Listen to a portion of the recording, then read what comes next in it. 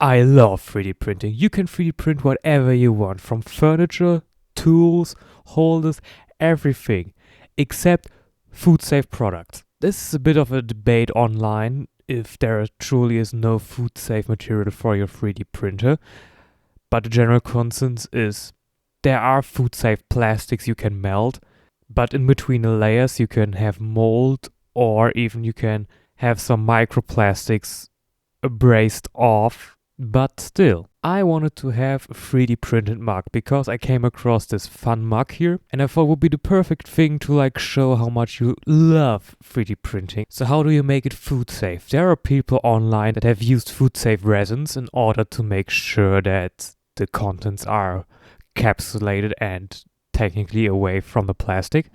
But I thought that's still a little bit of a hassle to apply it evenly and make it look good and everything.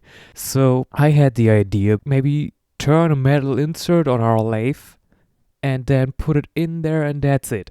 Then I never fulfilled on that idea, but I googled it one day and found out, hey, somebody on Reddit already did that, linked the cups he bought, so I bought very similar ones, and we just now make the 3D model of it.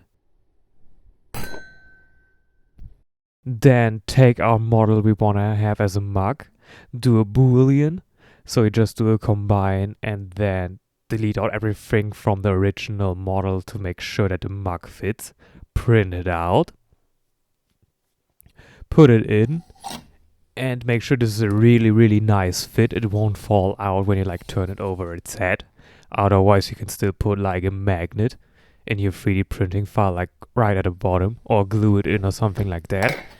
And now it should be food safe.